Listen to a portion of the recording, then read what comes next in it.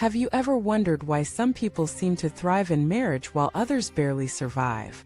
Have you ever looked at your partner and questioned when exactly things started feeling so heavy? Welcome back to the channel.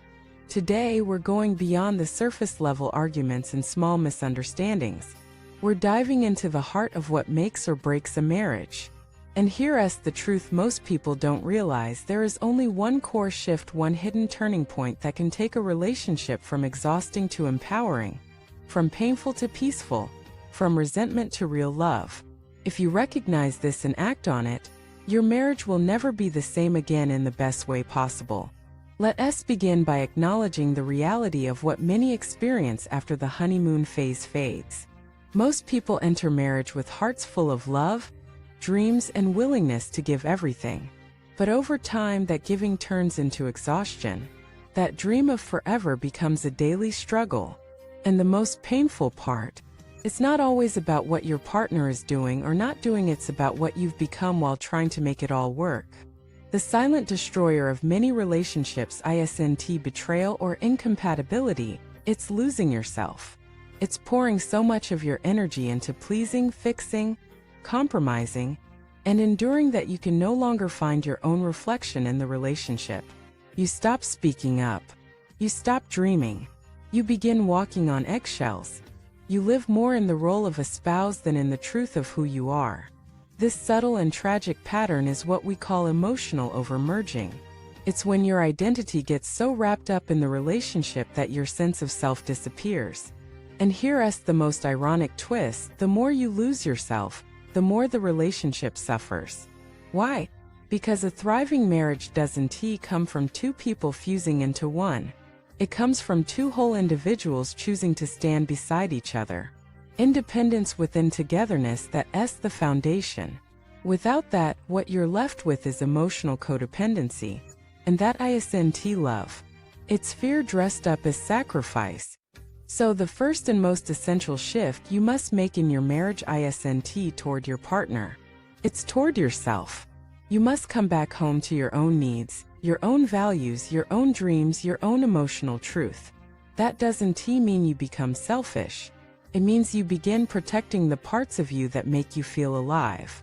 And when you do this, you stop expecting your partner to fulfill every gap inside you, which they were never designed to do in the first place. Healthy marriage isn't about perfect harmony.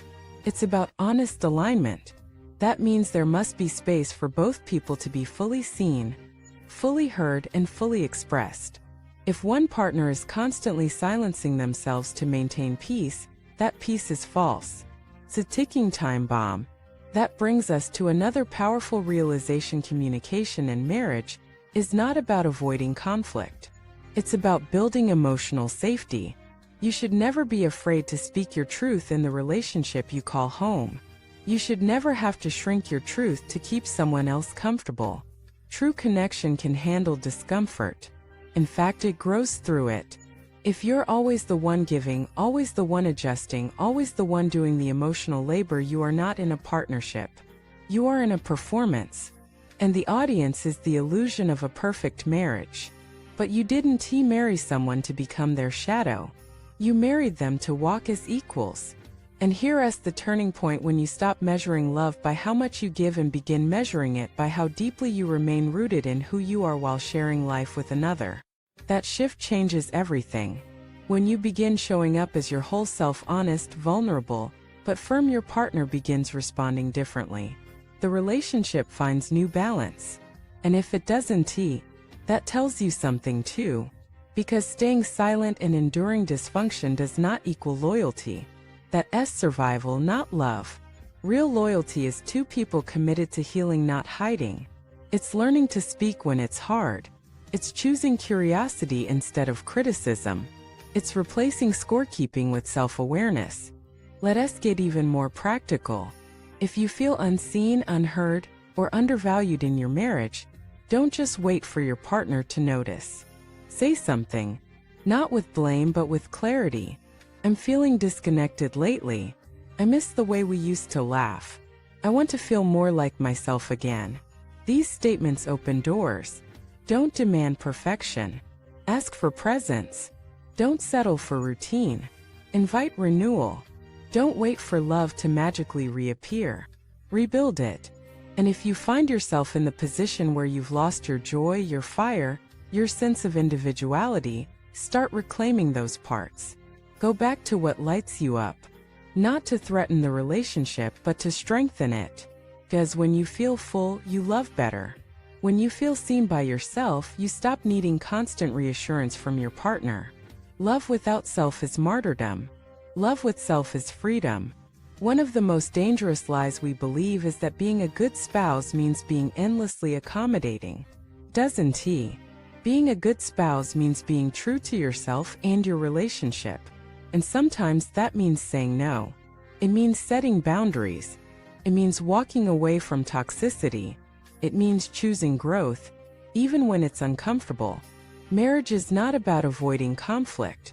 It's about navigating it with grace. It's not about keeping everything the same.